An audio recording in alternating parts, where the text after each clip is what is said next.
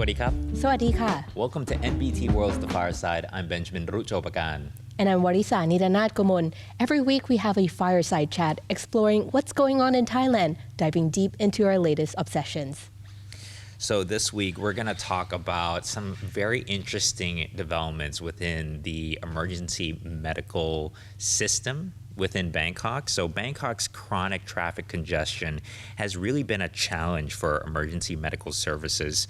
I mean, how many times have you been in bumper-to-bumper traffic and noticed an ambulance trying to crawl its way through? Right, so many times. In fact, happened just like a couple of days ago.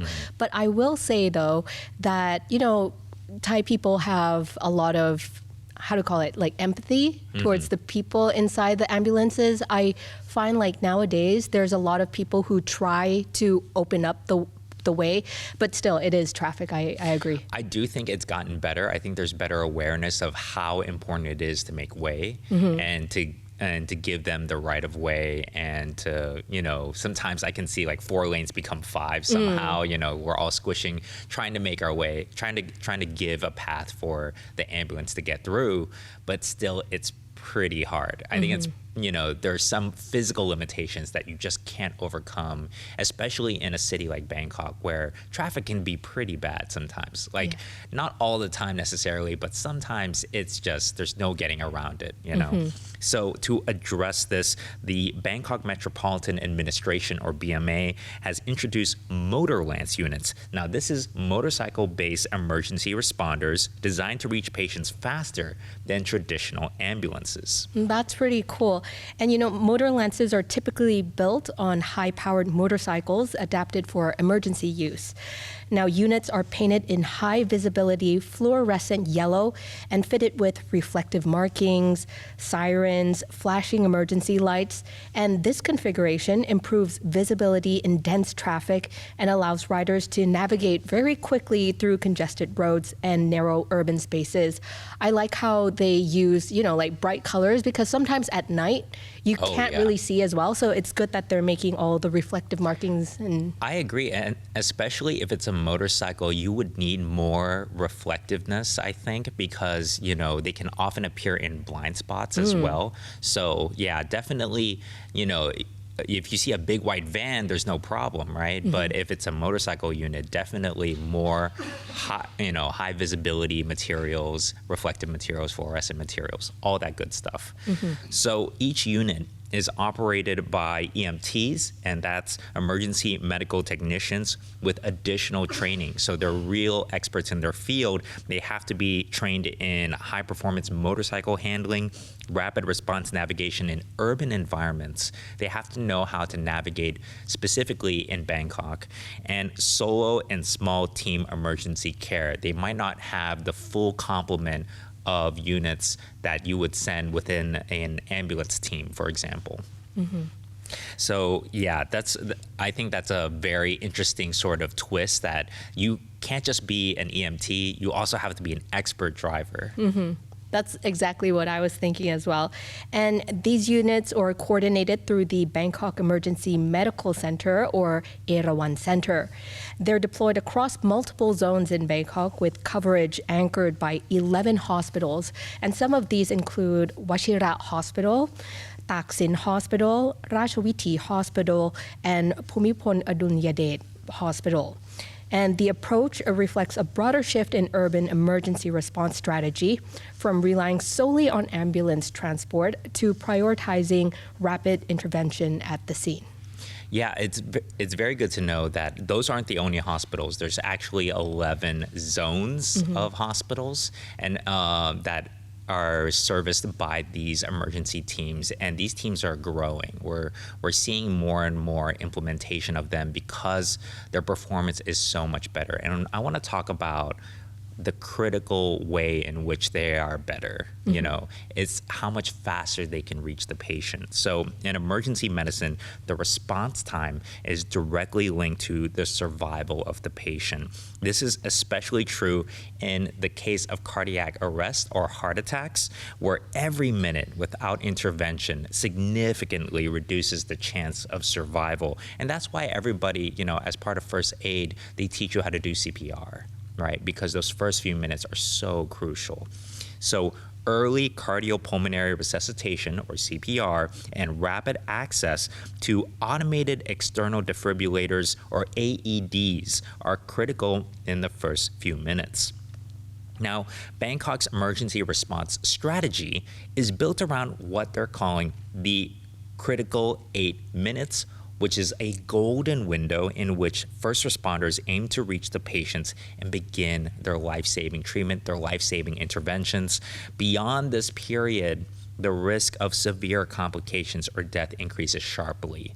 I mean, it's not just that, but like 8 minutes, it feels like a realistic, time frame from when you receive the call from dispatching the motorcycle ambulance to the right location and then getting there, right? So all of that has to take place within 8 minutes at the most, really. And in bumper-to-bumper traffic, who knows, really? So Motorlance units are designed to operate within the time frame. Clinical evidence consistently shows that motorcycle responders outperform traditional ambulances on speed, and we have some information on that. Right. So in a study back in 2019, and the study is called Use of a Motorlance to Deliver Emergency Medical Services, and it was published by the Academic Emergency Medicine Unit, found that Motorlances were dispatched nearly twice as fast and reached patients significantly sooner, averaging around 5.6 minutes compared to 7.3 minutes for the regular ambulances using vans. Now, the same study reported faster access to defibrillation and markedly higher survival rates following AED use, which is 80% for Motorlance patients versus only 37.5% for ambulance cases. That's incredible to me because, I knew that it mattered, how fast you got AED defibrillation and CPR and all of that, but 80% versus 37.5%, that's more than double, actually. That's more than double the survival rate. And there's no sort of innovation within van ambulances that could have doubled the survival rate of AED intervention like that, just by switching to a smaller vehicle that can actually get there on time. Yeah, exactly. And we have other later research that confirms these findings as well.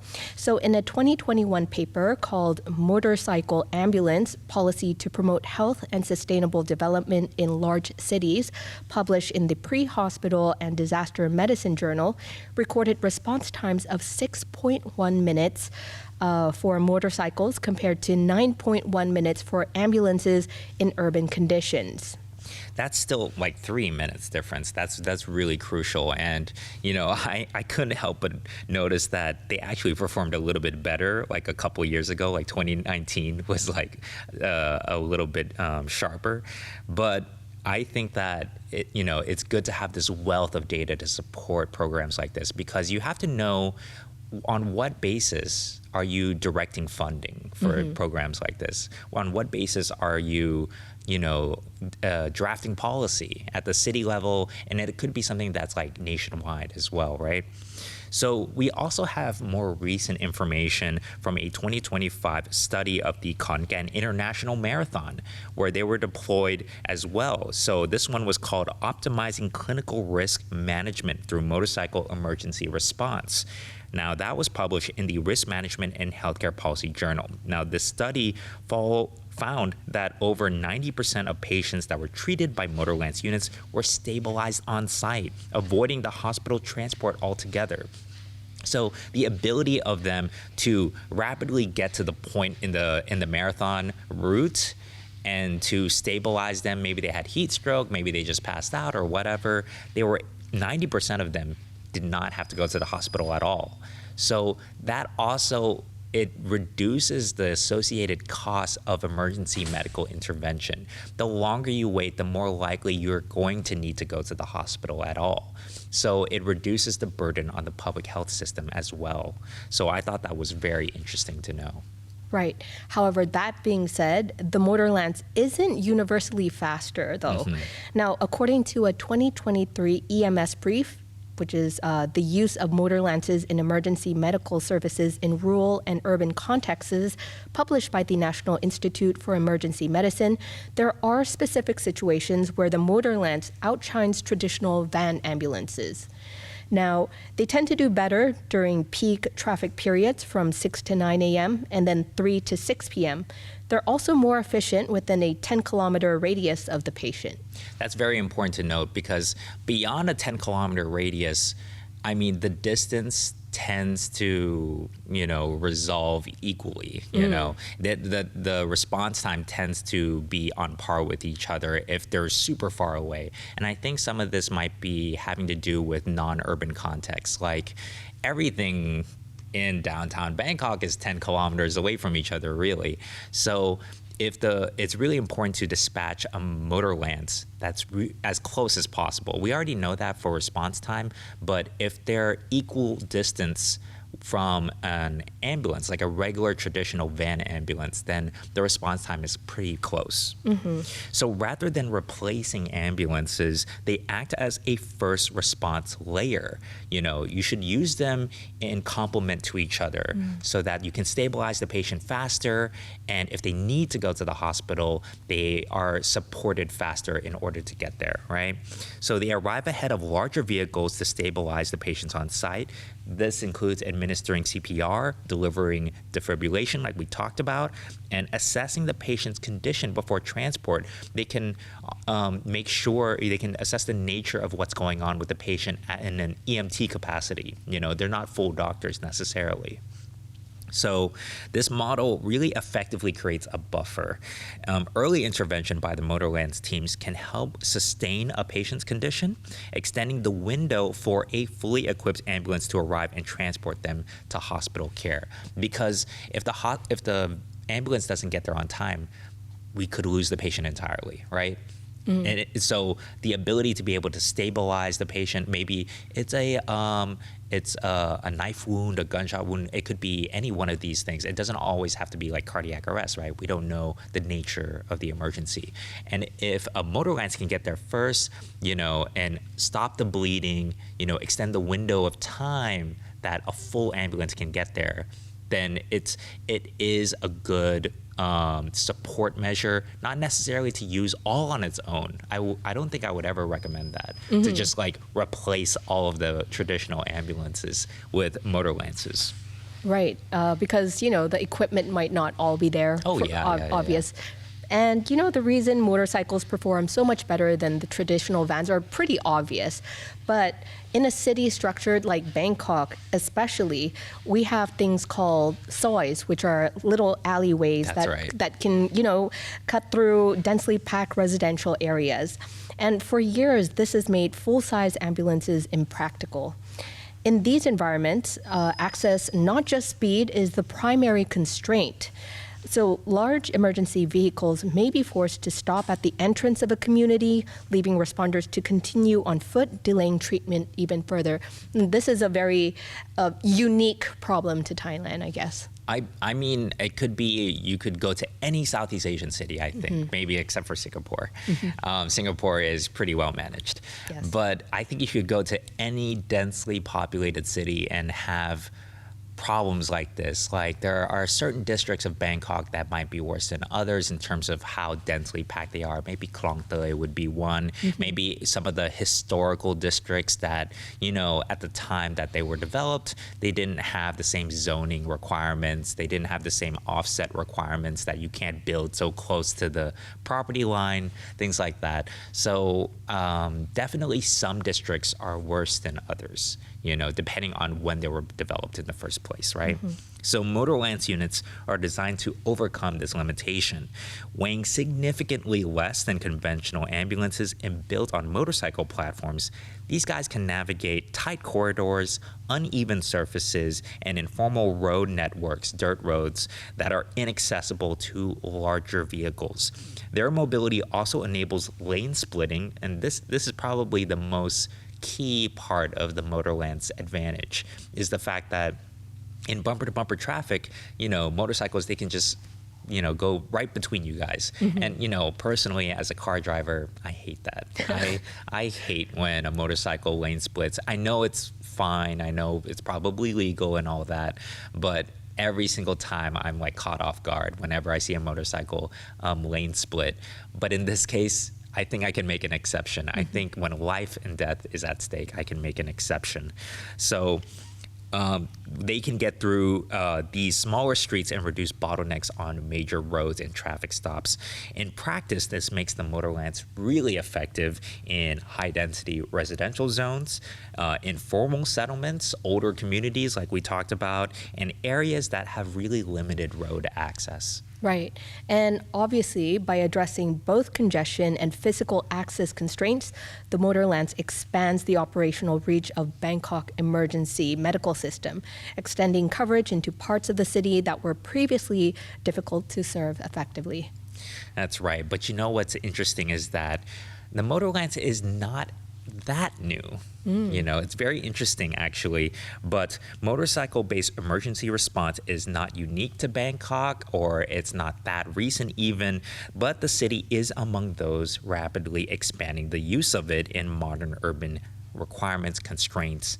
In Thailand, early adoption of the Motorlance-style units can be traced to controlled environments. We talked about this already, which is the Khon Kaen International Marathon. So anytime that there's an event, they will deploy Motorlances. So, any event, sporting event, things like that, where people are pushing themselves physically, you're going to get a few, cases, a few heat strokes, a few, maybe even altercations even.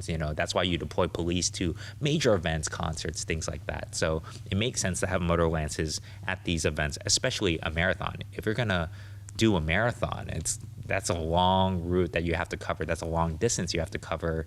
And Motorlances are they're more agile, vehicles. So at the marathon, motorcycle first responders were deployed to navigate those dense crowds around the route where conventional ambulances could not operate effectively. Right. And internationally, similar models have been in place for decades. Like you said, this is not unique to Thailand, right?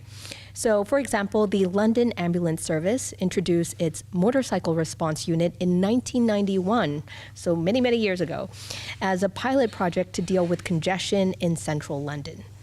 The program has since become a standard component of the city's emergency response system, with trained paramedics using motorcycles to reach patients quickly and begin treatment before ambulances arrive.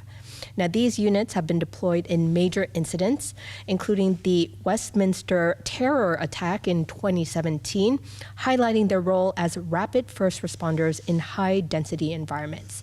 Also, there's an example in Germany. The Bavarian Red Cross actually preceded London Motorlances by almost a decade, with its first motorcycle patrol entering services in 1983.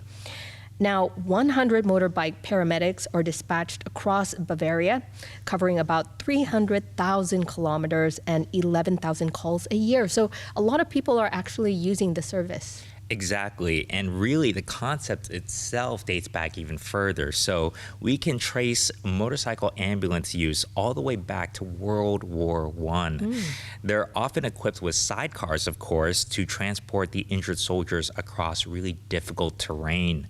Their advantages include, of course, mobility, speed, and lower resource requirements. It's much easier to construct a motorcycle with a sidecar rather than a full ambulance vehicle, right? So these made them effective in conditions where larger vehicles were really impractical. Motorcycles, or the Bangkok Motorlances program here in Thailand, builds on these precedents. It builds on things that we know work and adapts them even further to a contemporary megacity context. Now, there's no battlefield here, and we use them in controlled events, but what we're talking about is a situation where we have a congested urban environment with complex overlapping infrastructure and high population density. So cities worldwide, they're going to face similar constraints, and they're going to want to explore the use of the Motorlance. And these are not just a temporary workaround, in my opinion. I think they're a permanent layer within modern EMS systems. Right. And as we keep mentioning this, but Motorlance units are not just defined by speed, but by how they integrate with Bangkok's broader smart city emergency infrastructure. A key component is the BMA Doctor app. So developed by the Bangkok Metropolitan Administration in partnership with Kasikorn Bank, the app connects users to all 11 hospitals under the BMA Medical Service Department, which collectively handles more than 4 million outpatient visits per year. That's amazing that we also have an app as well, right? So what you need to know about the app is that while it was initially designed to streamline routine healthcare, this includes like appointments, universal like medical records, telemedicine as well. You could get medical advice, without actually visiting the hospital and, creating congestion at the hospital, right? It also plays a critical role in emergency response, which is the topic that we're discussing here today. The app includes an emergency alert function that allows users to request immediate assistance. When activated, the user's GPS location is automatically transmitted. The request is routed to the Erawan Center, and the nearest available unit, which might often be a Motorlance, is dispatched. This eliminates one of the most common delays in urban EMS, locating the patient, especially in dense neighborhoods or complex alley networks. I mean, like we were talking about, we start from the first call, and then in that first call, you have to be dispatched into the emergency medical system, and then you have to say where you are, the nature of the emergency, and then they have to dispatch somebody, right? They have to dispatch an ambulance or a Motorlance, and then they have to get there and stabilize you before taking you to the hospital if you need to go to the hospital. That's a lot of different steps. But through this app, you can just say, I need emergency assistance, and it'll automatically send your location, and then the rest of the system just takes care of it. So I think that this is a great innovation that skips a lot of steps. It takes sort of the human component in the beginning as well. So maybe if emergency dispatch is difficult to recruit for, even then you can kind of lighten the load on these people who are working 24 hours a day. So yeah, a lot of advantages to the BMA Doctor app. Right. So this is where technology is put into really good use here. Now, you may be asking, how much equipment can be put on the Motorlance motorcycles? And let me tell you. So despite their compact sizes, the Motorlances are equipped to deliver basic and intermediate life support on site. Now, some core equipment includes airway management and portable suction tools, oxygen tanks and bag valve masks for assisted ventilation. Also, you got basic trauma and life support supplies like IV drips, and of course, the AEDs. That's right. So actually, we were talking about they probably don't have the full complement of equipment that an ambulance has, like a full van ambulance, or a stretcher or something. Yeah. We also have the Baudectung kind of system as well, which we use sort of purpose-built pickup trucks that have the carry-on or the carry-all on the back. But yeah, I think that actually they do have a lot of equipment. They actually do get to carry quite a bit.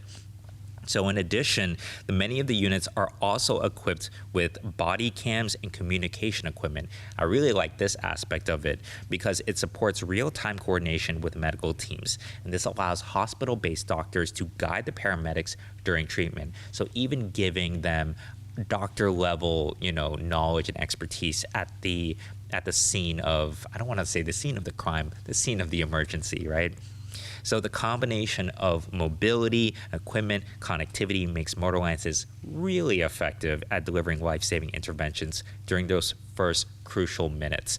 So, not just the fact that they can get there faster and they can go deeper into some of these densely packed neighborhoods, but also that they're supported by a smart device app that can send their location, their GPS location right away, that they also have body cams to document the procedure and to confer with medical teams back at home base.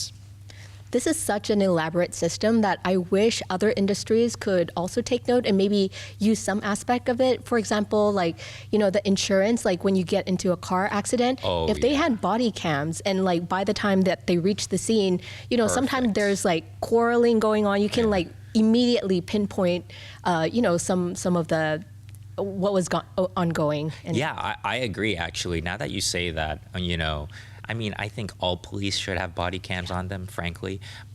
But also insurance agents, like every now and then, I don't think they're that expensive to outfit, actually. I know that it's an extra cost and that'll drive up premiums and all that. But I think it could be really useful, especially in cases of motor vehicle accidents. Exactly. But anyhow, let's get back to the Motorlance story here. So despite all the benefits of Motorlances, it's not a perfect system. And the BMA has identified a few areas of improvement worth considering at the policy level. Firstly, the city proposed adjusting compensation for Motorlance EMTs to better reflect the risk and workload involved. Makes sense. Now, behind the Motorlance system are paramedics trained to operate in one of the most demanding urban environments in the region. Therefore, policymakers are considering how to increase pay for emergency medical services as a whole and extend that compensation to cover Motorlance deployments as well. Now, this could involve agreements with insurance companies to provide appropriate insurance coverage for both Motorlance vehicles and medical personnel funded by the government. And secondly, we have policymakers recommending that Motorlances be made even smaller. We were so concerned about whether or not they would have enough room to carry all the equipment, but they want to make them even smaller in order to increase the number of units within the network. So they want to add more, and it called for establishing a dedicated emergency medical parking at all the fire stations. There should be close coordination with fire departments to equip them with essential facilities like on-duty staff rooms, restrooms, and power outlets. So this is a real sort of 360 approach to medical emergencies or emergency situations in general in the city. Now, additionally, the report suggested outsourcing advanced life support or ALS service points in areas where emergency medical units or EMTs are limited or the coverage is still insufficient. So all of this is to improve emergency medicine in the city. And now we turn it back to our audience. Do you think that Motorlances are a good idea, or does Bangkok need better city planning? Let us know in the comment section of NBT World's online channels. You can find us on YouTube, Instagram, Facebook, and Spotify. Thank you so much for watching, and we'll see you in the next episode. สวัสดีครับ สวัสดีค่ะ